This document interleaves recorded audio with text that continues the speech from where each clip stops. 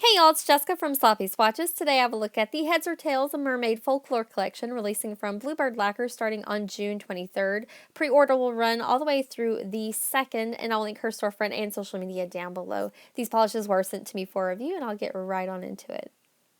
So first up is Funkin the Trunk, and this is a multi-chrome filled shimmery polish that almost has a bit of a gold shimmer in there as well as a silver base. I think this is going to work beautifully as a topper, but I'm going to go ahead and show you today how it swatches on its own. So here's a quick look at that brush shot, and I'll show you how Funkin the Trunk swatched on my natural nail.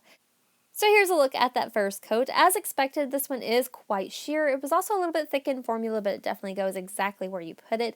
Again, I think that this is going to be a beautiful topper, especially over darker colors to really bring out those multi-chrome flakies. I'm going to go ahead and show you how it builds up with a second coat. I am working with nice thick coats here to help build up the opacity quicker. At 2 coats, I had pretty even, great coverage, but I did still have a flash of nail line, especially towards my sidewall, so I'm going to go ahead and let that dry and show you how it builds up with a third coat. So here's a look at that third and final coat, and I am going in a little bit thicker here, but this did push this one completely opaque in 3 easy coats. This one does dry down with a slight texture, and it did get a little bit thick on the nail, but here's a look at that completed mani at 3 coats before a glossy top coat. This definitely looks like a treasure chest full of jewels. This is my swatch photo underneath artificial lighting, and then once more at an angle, again under that same artificial lighting.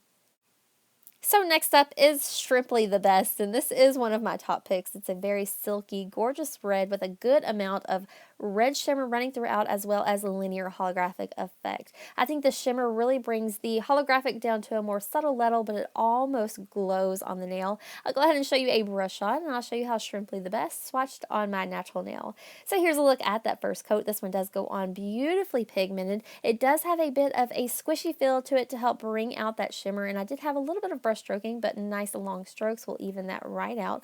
One coat made for really great even coverage, however I can still see quite a strong flash of nail line, so I'm going to go ahead and show you how it builds up with a second coat. I am going in a little bit thicker here, and this definitely does amp up that opacity. Again, I did have some nail line flashing at certain angles. If you have shorter nails, you may not have to deal with that at all. I'm going to go ahead and show you how it builds up with a third coat. This did really bring this right over the edge of being completely opaque. This one also dries down a little bit dull, so I definitely do recommend a nice glossy top coat, but this is crazy stunning on the nails, very bright, very vivid. Here's a look at that completed mani at 3 coats before a glossy top coat underneath that artificial lighting. This is my swatch photo, again under that same artificial lighting, and I'm so sad I did not get these out into some direct sunlight, but here's a view from another angle, again under my artificial lighting. So next up is a Let's See Which Way the Current Takes Us, and this is again a very silky, bright, and vivid, almost aqua green. It definitely does have some blue tints in there, but it definitely pulls more green in person than it is on my camera. It's kind of blowing my camera out a bit, and also it is filled with a ton of multi-chrome flakies. So here's a quick look at that brush shot, and I'll show you how Let's See Which Way the Current Takes Us swatched on my natural nail. So here's a look at that first coat. This one did go on nice and smooth, really easy, but it was quite sheer for me. I'm going to go ahead and make sure that my bottle is nice and shooken up to get a ton more of those flakies. I'll let that dry and show you how it builds up with a second coat. So here's a look at that second coat. I am going in a little bit more heavy-handed here because this is a more sheer polish. 2 coats for sure, adds some depth as well as some glitters, but I did still have quite a bit of visible nail line, so I'll go ahead and let that dry and show you how it built up with a third coat. So here's a look at that third and final coat. This brings this one right to the edge of being completely opaque. I did still have a little flash of nail line. This polish does have a fairly strong shimmer that's really going to help push this one over to the edge of being completely opaque. So here's a look at that completed mani at 3 coats before a glossy top coat. This is my swatch photo.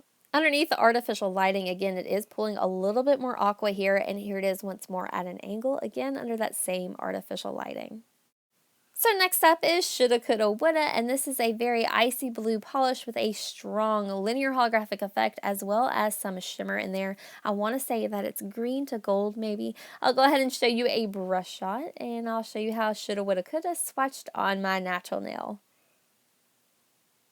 So here's a look at that first coat. This one goes on just as smooth and easy as the others. It did start out a little bit sheer here, so I'm going to go in pretty thick for this first coat. I'll complete it, cap the tip, and then show you how it built up with a second coat.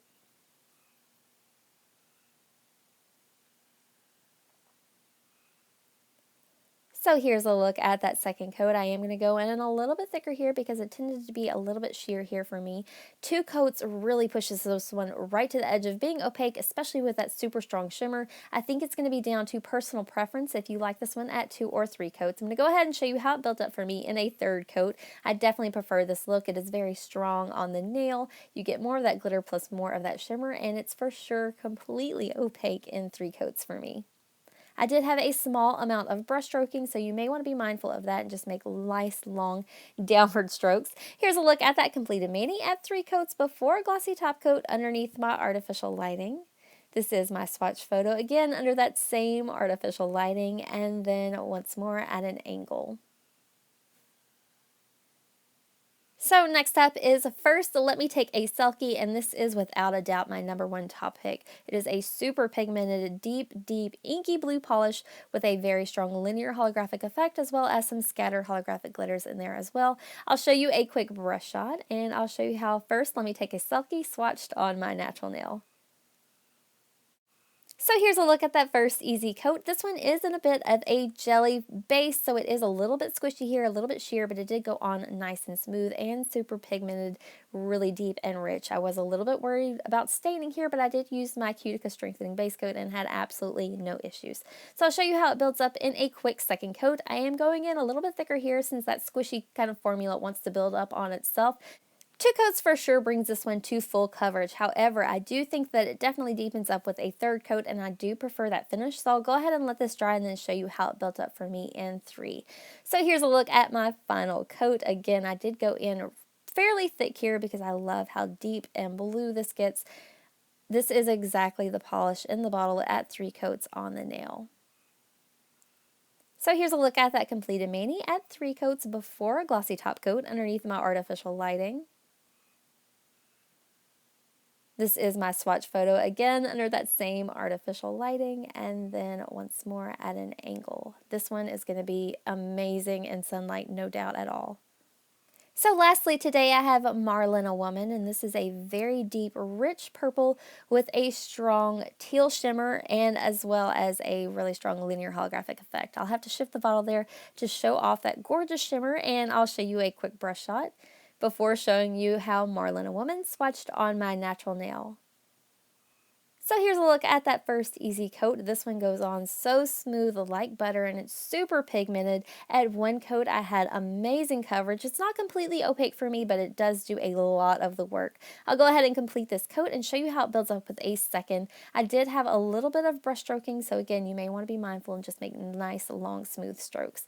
So here's a look at that second coat. I am going in a little bit thicker here, but I don't necessarily think that you need to. This one really builds up quickly on itself. 2 coats for sure brings this one completely opaque. I really think it's going to be a beautiful with a matte top coat as well. So here's a look at 2 coats before a glossy top coat underneath my artificial lighting. This one did tend to dry down a little bit matte. This is my swatch photo, again under that same artificial lighting, and then once more at an angle. So that does wrap up my swatch and review of the Heads or Tails and Mermaid Folklore collection. Again, these are going to be available starting on June 23rd, which is this Friday. I'll link her storefront and social media down below. If you'd like to see more photos, I do have those available on my blog at sloppyswatches.com, or you can follow me on Instagram at sloppyswatches. So thanks so much for watching, guys. See you next time.